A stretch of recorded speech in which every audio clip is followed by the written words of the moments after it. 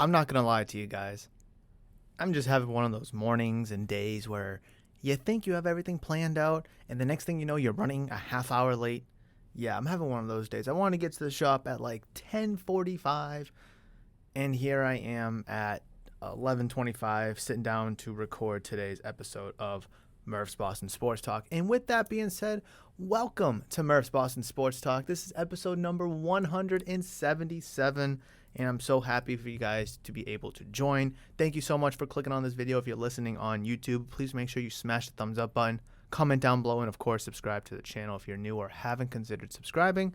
If you're listening on audio-only platforms like Apple, Google, Amazon Music, Spotify, wherever you can listen to your podcast, you can find Murph's Boston Sports Talk. So thank you so much for downloading, listening, and of course enjoying today's episode.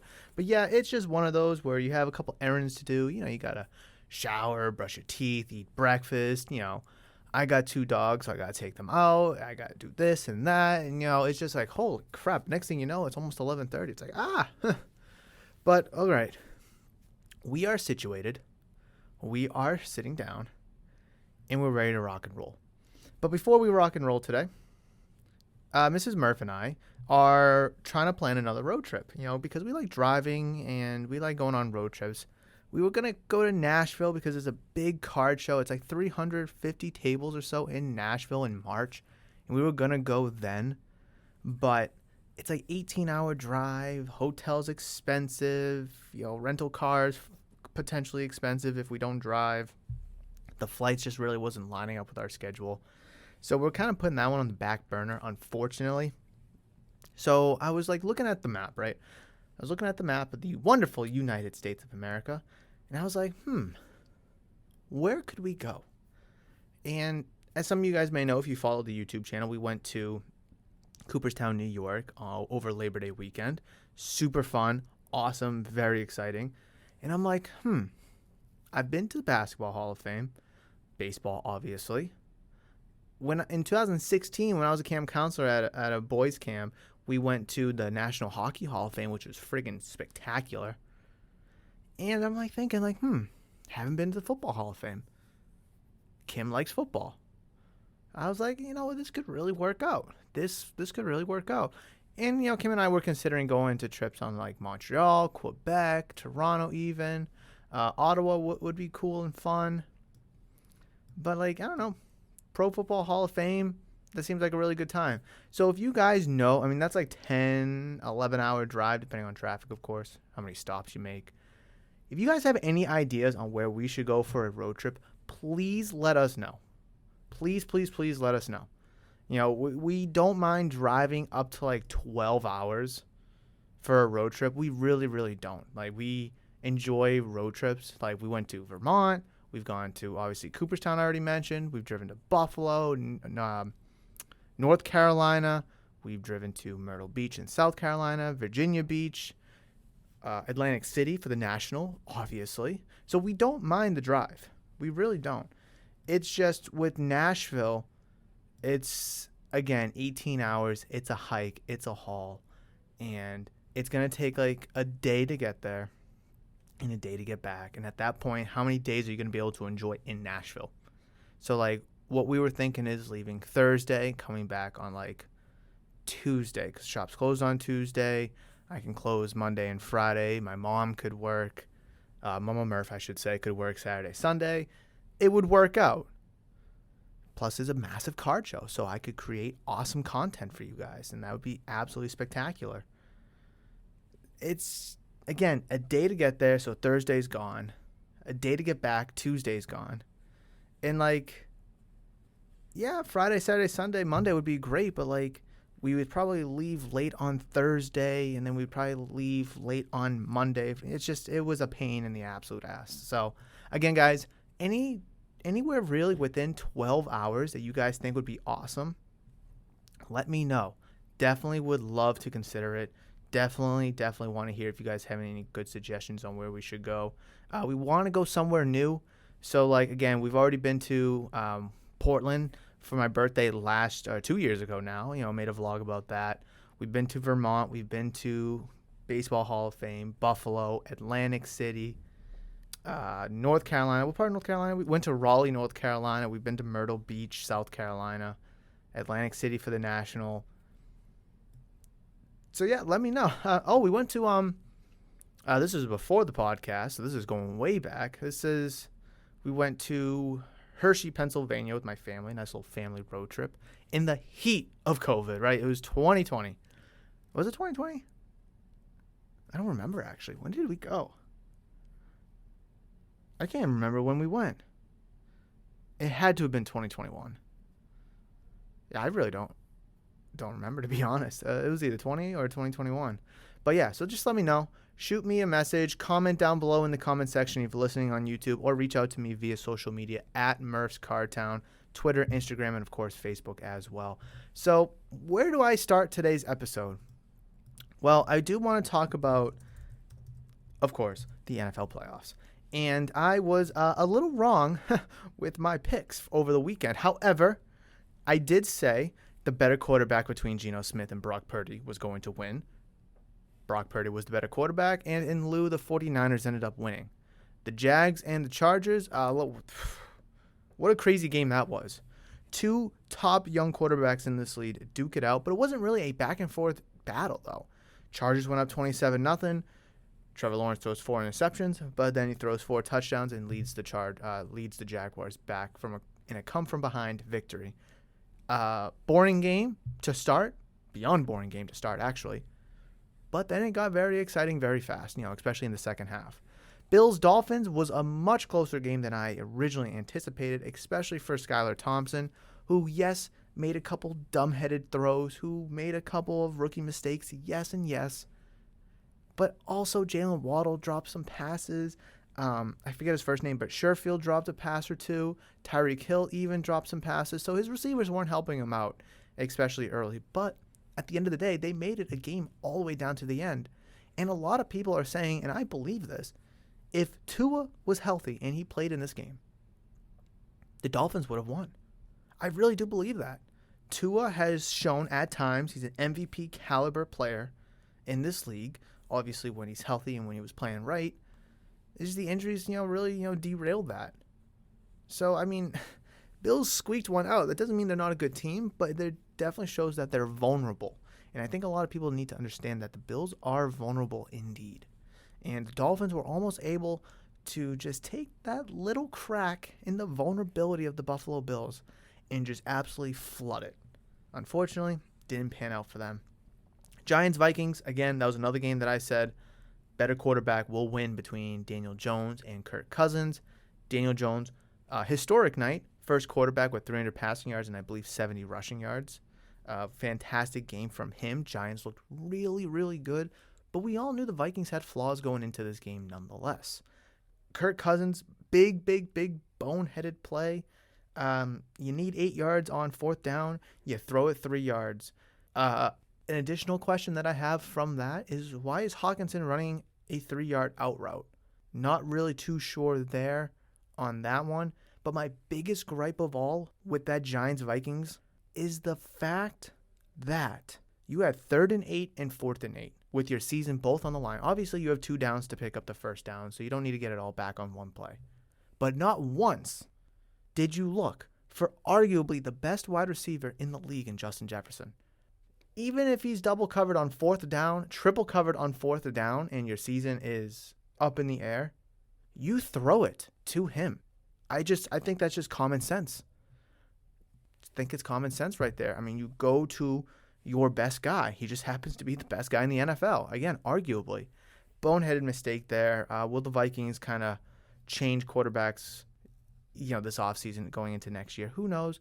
Offseason questions not on the table just yet. Ravens, Bengals, great game. Slow game at times. However, did not expect it to be as close of a game as the Ravens made it out to be. Would they have won, the Ravens, if they had Lamar Jackson? Not exactly sure, but Tyler Huntley played good enough for them to be able to win. They just weren't able to execute when necessary. That stupid, reaching over for 3 yards to get the ball in the end zone and then fumbles it and the Bengals return it for a touchdown.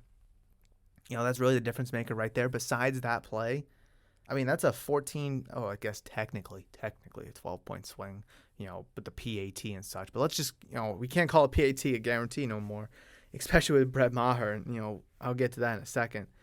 But, Ravens score there. They're up by a touchdown. Instead, Bengals are up by a touchdown. So that was, truly a big momentum shift play right there. Again, boneheaded to try to go up and over just to reach the line. All the tip of the football needs to do is reach the goal line, and it's a touchdown. You're just too far away to do it. But Bengals move on. Again, Bengals showed some cracks. I don't think they played to their full potential, but I do believe they're one of the better teams in the AFC or just in the playoffs in general. Cowboys, Buccaneers, probably the worst game of the bunch in all honesty. The previous 5 games were all really good and tight in one way or the other. Seahawks 49ers was a really close game in the first half. 49ers ended up blowing the doors off. Chargers were up 27-7 technically at halftime. So that first half was a snoozer, but the second half was crazy. Bills, Dolphins back and forth, Giants, Vikings back and forth, Ravens, Bengals back and forth all throughout the game. But Cowboys went up with 20 whatever, and Buccaneers couldn't do it. They don't have the pieces on defense. They didn't have the protection, the receivers. It was just an absolute mess and shambles. Is that how Tom Brady is going to go out? Well, with his recently new divorce, I don't think so. I mean, what does he have to go home to? Obviously, he's going to take some time. The dude's 45 years old. He'll take some time to consider. But he's still a really good quarterback in this league. But with the AFC and the NFC wild card picture, or I should say just the NFL wild card picture, with the NFL wild card round. Oh, wait, hold on. The Super Wild Card Weekend done behind us. We have 4 games to look ahead to.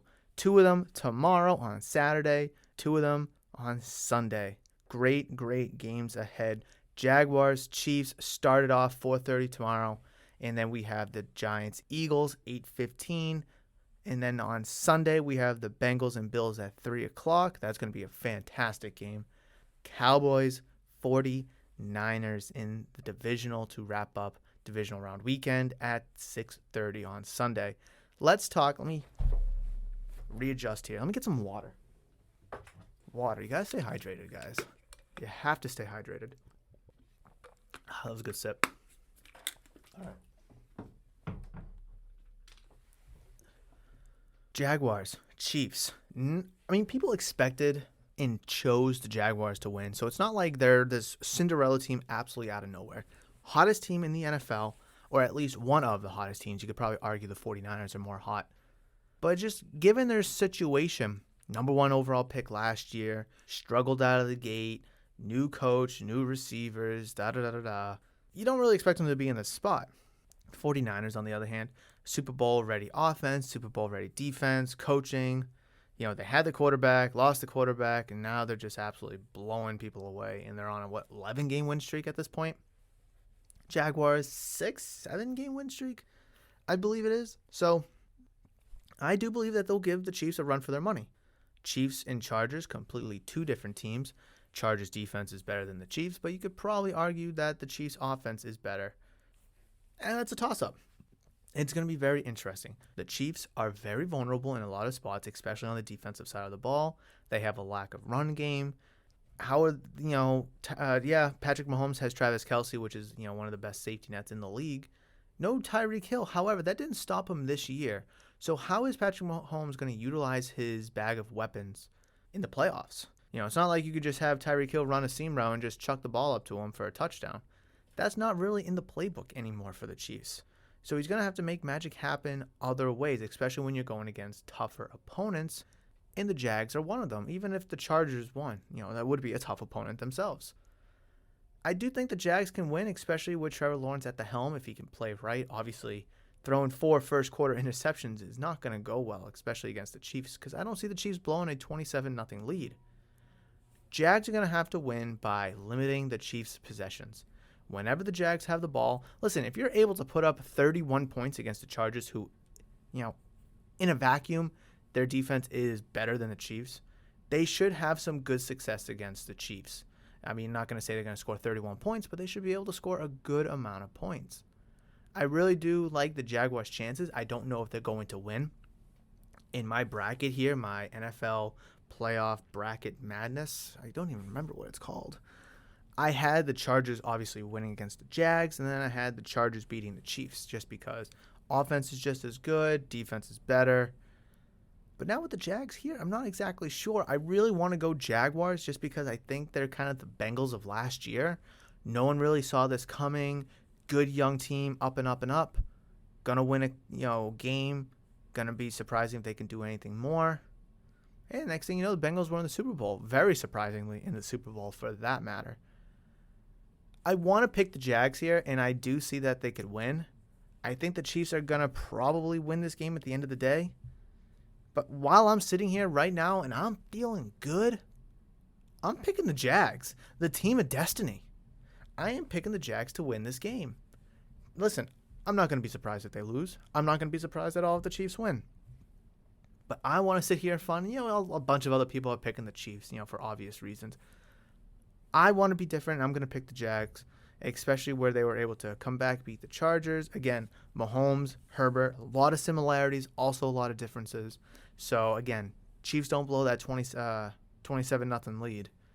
But the Jags are a very hot team right now. And Chiefs are coming off a bye week, so it may take them some time to kind of get the wheels turning and grinding. However, the Jags are fresh and hot after a big win in the wildcard round. So, I'm picking the Jaguars here. Mark it down. Giants, Eagles, could really care less about this game. I hate both teams. Both teams beat the Patriots in the Super Bowl. Any team that beats the Patriots in the Super Bowl, automatic chalk up as I do not like you. Why? I'm just that ignorant. Ignorance not really the word. I'm just that stubborn. That's a better word. I don't like teams that have beaten I can't think of them, the Red Sox in the World Series. Cardinals, Reds. Can't think of anybody else. Reds and Mets, obviously. Duh.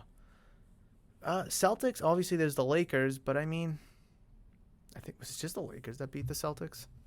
I don't know. I'm kind of curious. Let's look this up. Obviously, someone may know this better than me. Celtics finals losses. Let's see. I'm curious now. NBA title. Okay. First is the Hawks. So that's probably St. Louis Hawks, I believe. I don't even know who they are now. Yeah, St. Louis Hawks. I don't know who the St. Louis Hawks are anymore. Are they the Atlanta Hawks? Oh, they are the Atlanta Hawks. Okay, so, I'm not a big fan of the Atlanta Hawks. I could really, really care less about the Atlanta Hawks. You got the Lakers, the Hawks. The St. Louis Hawks were a good team during that time. Oh, then you got the San Francisco Warriors, who just beat the Golden State Warriors just beat the Celtics in the finals already. A bunch of them are to the Lakers. Holy crap. The Milwaukee Bucks, right? Okay, this is well before any realignment. Phoenix Suns in 76. Ooh, okay. Houston Rockets. Oh, no, they beat them. Oh, goodness. Oh, it doesn't tell me wins, losses. Okay, hold on. So they beat the Hawks, they beat the Lakers, beat the Hawks, beat the Lakers. Okay, they beat everybody in the 60s, right? Except 67. I forget what team won that year. Lakers. When did they first lose a finals? 58. Okay, yeah. Oh, no, it is separated. This is it says NBA titles, and it has all the dates. And then below it says NBA finals lost. Okay, 1958 against the Hawks, 85 against the Lakers, 87 against the Lakers, 2010 against the Lakers, and then 2022 against the Warriors. Okay, so Warriors, Lakers. I could really care less about the St. Louis Hawks, the Atlanta Hawks, whatever. And then the Bruins. I couldn't even tell you who the Bruins. Besides the freaking Chicago Blackhawks, who suck. And then also St. Louis Blues, who I'll forever hate. Forever. Ever. Don't like. Let's see. How far back does this go? Lost Stanley Cup, 1927. Oh, it doesn't say to who, though. I'm not doing this exercise right now. We're getting way off track. All right, Giants, Eagles. Again, better quarterback's going to win this game. Jalen Hurts, how is he going to look after some rest for that shoulder, I believe it was? Obviously, with the bye week, number one team or number one seed in the NFC. Giants been on fire lately, especially past couple games with a couple key wins to get them into the playoffs. Daniel Jones after historic wildcard game. Pound for pound, Eagles are a better team. Yes, they have a better, in my opinion, they have a better receiving group. Their defense is better. But the coaching is going to play a big factor in this game, of course. And I think that played a huge factor in the Jaguars-Chargers game, the Giants-Vikings game. You could even argue that it played a big factor in the Bills-Dolphins game, for that matter. So I really do think coaching is going to be a big factor in this game. Would this game matter if it was in, let's say, New York in the Meadowlands and Giants were the home team? I don't really think so. I really do believe that these two teams are well balanced in their own way going into this game. A lot of people I know are picking the Eagles to win this game for a lot of reasons that I've already mentioned. Giants, kind of a slept-on team. Would I be surprised if the Giants win? No. Would I be surprised if the Giants lose? No. I do think that this game is in the balance of the Eagles, and they will control the outcome of this game. If they make boneheaded mistakes, they're going to lose.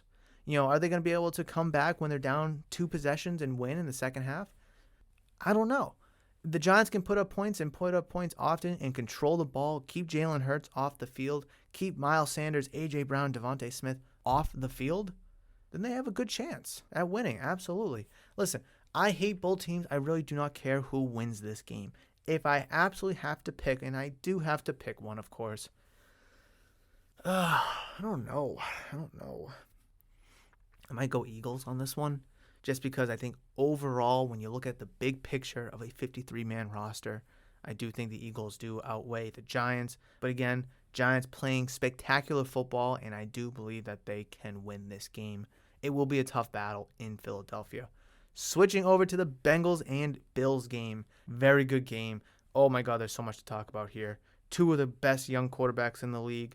2 of the best receivers in the league. 2 teams have faced adversity. Bengals, are they going to live up to their Super Bowl appearance last year? Oh, they're starting 2-2, 4-4, and next thing you know, they win the division. Bills, couple heartbreaking losses, and they're able to get back to it. Is Josh Allen him? Can he get there? The injury concerns, the elbow, taking too many hits. And then you look at the DeMar Hamlin situation and what the Bills are now playing for. This game has so many headlines. And of course, the winner of this game is going to move on to the AFC title game, not even the Super Bowl. This would be a fantastic AFC title game. Hopefully, the winner of this game is playing the Jaguars, just so we can see something different in the AFC title game other than just the Kansas City Chiefs. Don't need to see them again in the Super Bowl. Really don't. You don't need to see them in the AFC title game either. So when we're looking at the Bengals and Bills here, quarterbacks are virtually even. Josh Allen is obviously a more running threat, and he has a rocket arm. But I think Joe Burrow is a slightly better passer.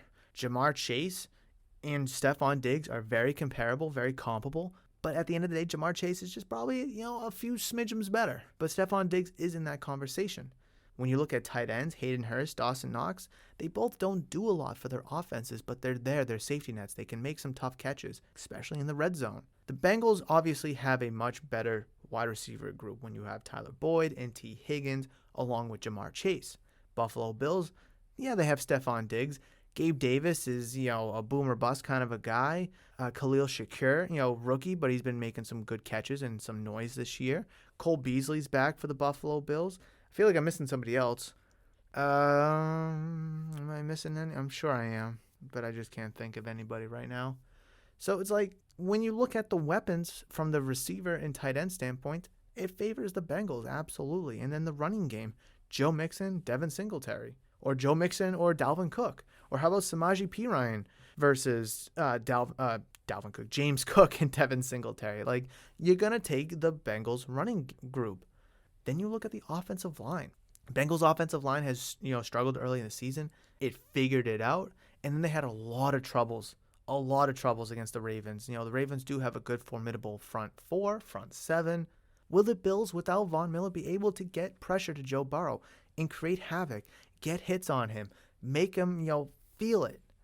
I don't know. Bills defense absolutely can do it, and they definitely made Skylar Thompson, panic in the pocket. However, Thompson was a rookie, or is a rookie. Joe Burrow, not much older, not much more experienced. This is only his 3rd year, but he's still, I guess, a budding veteran, I guess. He's not a rookie. He's still young, but I wouldn't really call him a veteran yet. He's a budding veteran. He's kind of that weird purgatory area between young guy and veteran. But again, he made the Super Bowl last year. He's been to the playoffs, so it's like, it's going to take a little bit more for him to get shook, especially with his collegiate resume behind him as well. Defense, obviously, I'm going to probably favor the Bills' defense on this one, all things considered. Secondary, corners, safeties. Then you look at the linebackers in the front seven, the D linemen with the front four. It's going to be tough. But this game in Buffalo, I think home field advantage is really going to significantly help. Weather completely different in Buffalo than it is in Cincinnati, although they are very close.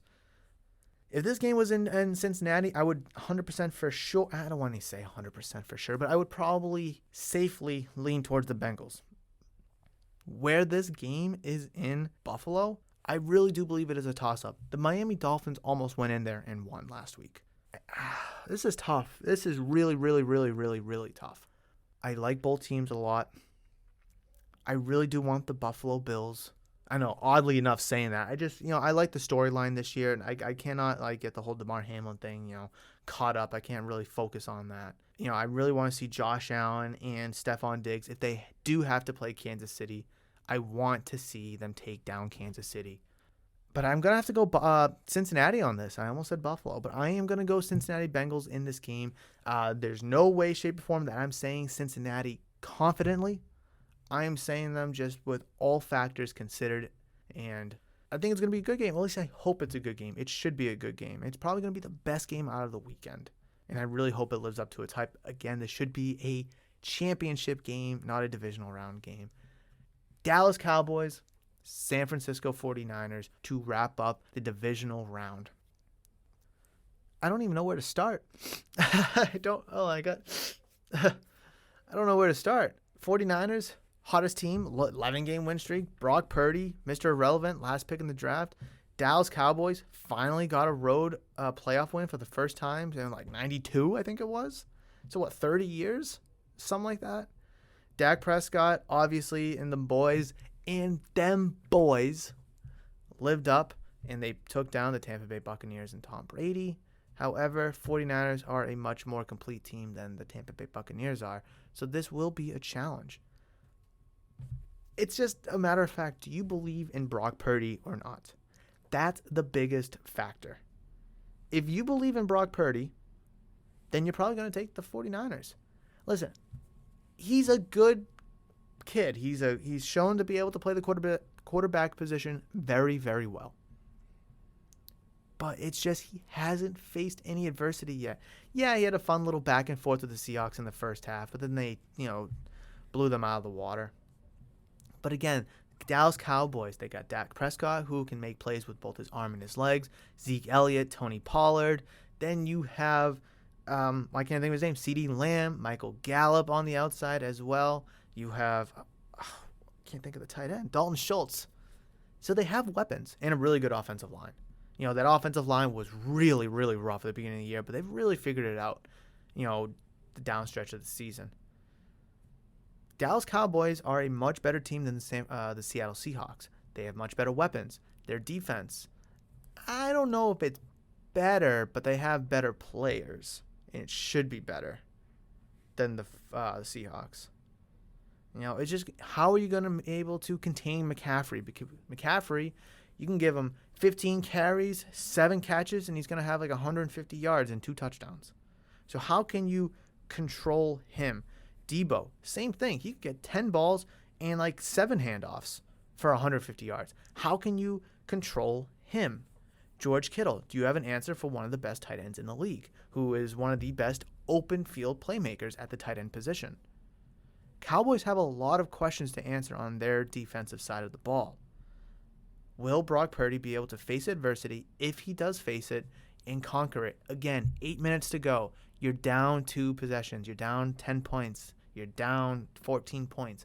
Can you lead your team back? That is something I have yet to see from him. That's why I'm so paused with my confidence with this kid. I think he's got all the tools to be a really good quarterback for a long time. But he hasn't faced adversity yet. He hasn't faced a true uphill battle yet, with the exception of being, Mr. Irrelevant, the last pick in the draft. I'm talking about on the field. I see both teams winning. I see a more favorable route for the 49ers. But I want to be different. I'm picking the Cowboys. Yeehaw! Let's go. Actually, I don't want to say that because I could really care less. But them boys, I got the Cowboys winning. I don't know why I'm really excited about that. I really don't know. So what do I have? The Jags, Eagles, Bengals, Cowboys. I have 3 away teams winning. Does home field really matter in the NFL? Yes or no? Well, according to my predictions, it doesn't. But I really do think it does. It really doesn't matter in the NBA. Or in the NFL, excuse me. No, in the NHL. Oh my God. In the NHL, it doesn't really matter because away teams can still win. Home teams can obviously still win. But those are my predictions for the NFL's divisional round. I got the Jags over the Chiefs. I got the Eagles over the Giants. Bengals over the Bills, and Cowboys over the 49ers. Again, as a disclaimer, I would not be surprised if the Chiefs win, the Giants win, the Bills win, and of course the 49ers win. I've already mentioned how the teams that I picked could win. I already mentioned how the teams that I did not pick could win, and just comparing and contrasting both teams, where teams have edges, where they match up really nicely, because I do believe this is a really good slate of games for the weekend, the exception of the Bills-Bengals. I wish that was the title game. However, if the Chiefs go on to the Super Bowl, they would have, I don't want to say the easiest path because they're going to have to face the Bengals or the Bills in the championship game. But, they got handed on a silver platter the number 1 seed in the AFC. And then they're going up against the Jaguars, who could shit the bed at any time. I do think they're a good team. They're shown a lot of legitimacy. However, it's the Jags at the end of the day. You out of the final 3 teams, you want to play the Jags over the Bengals or the Bills in the divisional round. Just anybody, right? And then they're going to play the Bengals or the Bills, so that's going to be a hard game, regardless who's the winner. And then to the Super Bowl. They got handed with the whole DeMar Hamlin situation. They got handed the first seed on a silver platter. If you don't think the NFL is rigged, then I don't know. Listen, I know that if the Bills do advance and they win, then that Chiefs-Bills game will be at a neutral site. But still, it's the bye week that you fight for. That extra week of rest is so critical. It just allows your players to get an extra week of rest. It gives you a little bit more. It gives you more time to study and recover and practice and try new things and patch things that didn't work and just a bunch of different things. So that first round bye is crucial, and the Chiefs just got it. So as we continue through today's episode and before we wrap things up, I started a new series on YouTube, and if you guys again are listening to this on audio only platforms, definitely give the YouTube channel a quick check. Again, tons of great hobby related content. Of course, Murph's Boston Sports Talk is on there as well, but I got submission reveals, I got show vlogs, show pickups, trade night vlogs, trade night pickups, discussion videos about the hobby, just a myriad of different things on that channel, and I wish you guys could go check it out, and of course subscribe if you are interested. But a new series that I started in part 1 is a 4-part series about, let me get the book because it's from a book. It's called The Diamondbacks Collection, 50 of the Greatest Cards in Sports Collecting History. And I got this book actually for free when I was at the National in July. And I did this exercise. I made a video about it. Did this exercise where you have to kind of depict if cards are real or fake. And after, it was 25 cards, I think it was. And at the end of it, the guy was like, "Oh, was it fun? Did you enjoy it?" And I was like, "Yeah, it was a good time." And he gave me the book. I was like, "Oh, thank you." I really enjoyed it. And then when I got back from the National, I said I was going to make some videos about it, talking about, again, the greatest cards in sports collecting history. Well, I haven't got around to it ever since I got the book 7 months ago. And I finally decided to sit down and not only read it, but just kind of go into it a little bit, the depths of it. And it's really interesting. So I decided to make a 4-part series going over 20 of them, because this book has it ranked, has cards ranked 1 to 20, and then the other remaining 30, 21 to 50, are just great cards from certain time periods. So they have some cards from pre-World War II cards that are just kind of jumbled up. It's here's 10 great pre-World War II cards, and then here's 10 great cards from the 50s and 60s, vintage, right? And then it's like, here's another 10 cards from like, the 80s and 90s and so on. And that's kind of how it accumulates the other 30. But so what I wanted to do is I really wanted to kind of go over the top 20 because at least those are ranked. And it's a 4-part series, so 5 parts or 5 cards per part. I'm very excited. Part 1 doesn't come out till January 29th on Sunday. But I'm very, very excited for this because there's a lot of good information in here. And I would love to make more and more videos about it just because the amount of depth, knowledge, detail, history, obviously, is in here. Lore about the hobby. And again, a lot of listeners to Murph's Boston Sports Talk do coincide with sports card collecting, and they do enjoy the hobby. And this isn't... Is this just baseball? No, this isn't just baseball. There's football, there's basketball, there's hockey. There's a ton of great cards in here. So it's not just baseball, which is really awesome, even though a lot of your older famous cards are baseball. And I will be honest, the top 10 is littered with baseball cards, but that's besides the point. It all started as baseball cards. That's what we all know and love, and that's where it all started, with baseball cards.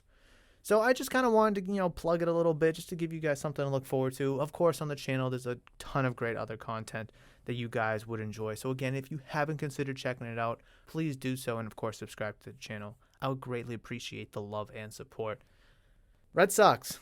Should we talk about the Red Sox? Adam Duvall, fantastic signing. It's going to be so hard for me to get impressed. It really, really is. Because I fear that this team overall will be very good, except at shortstop and second base. Really, I really do feel that. The pitching rotation has a lot of potential to be good as long as they're healthy. Bullpen, again, been significantly improved. We talked about that. Third base, shored up. Outfield, better. Adam Duvall's nice. Matasaka, I still think he's a little overrated. Verdugo, okay. Duran should be your center fielder. And you got Kike Hernandez, who I think now is probably forced to be your second baseman, or at least your shortstop. But again, is that what you want him to be, your everyday shortstop? I don't want the Red Sox to go out and trade the farm system for a shortstop. I mean, I don't want them to trade Cassis. I don't want them to trade Dahlbeck or Duran or any of those guys. I'd rather you just bring up somebody like a Hudson Potts and just, there you go. Have at it. Good luck. I mean, he's going to, be eligible for the Rule 5 draft next season, so you're going to have to protect him at some point. Might as well give it a shot. You have nothing to lose. Or maybe even throw Marcelo Meyer. Give it to him for spring training. Here's 100 at-bats. Here's 25 or so games. Go win the job. Got nothing to lose. You got nothing to lose.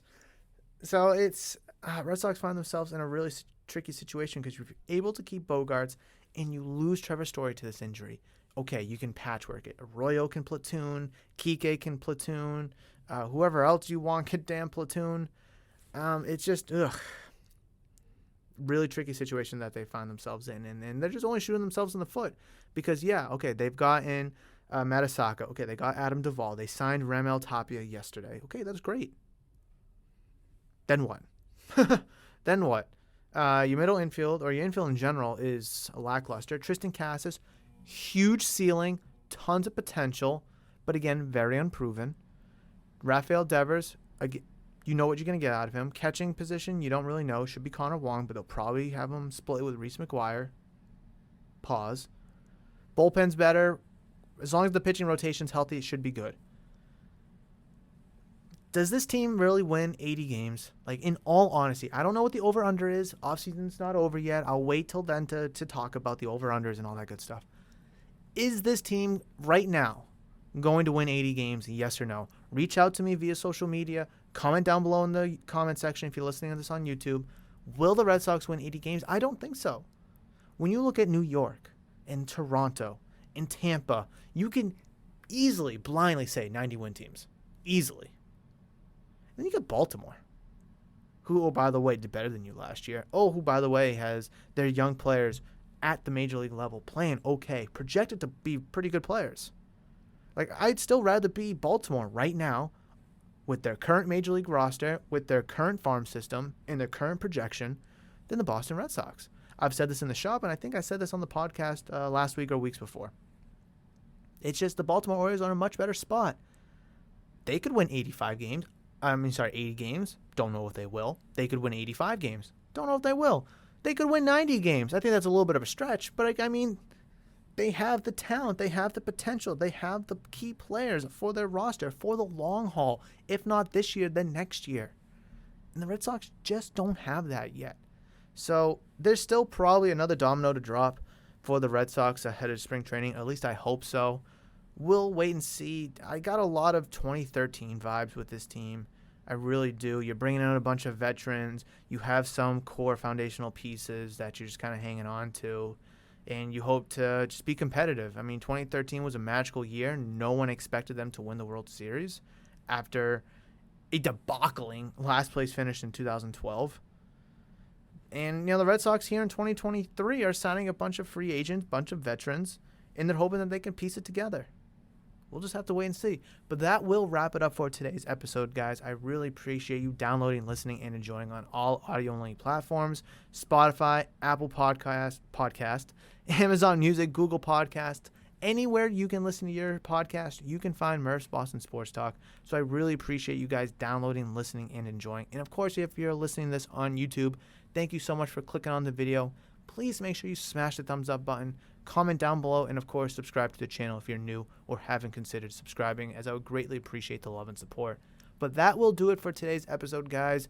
I cannot wait to talk about the divisional round next week for episode 178. I can't wait to give you my outlook and thoughts about the AFC and the NFC championship games, of course. But between now and then, you guys know that I love you, and I will always see you.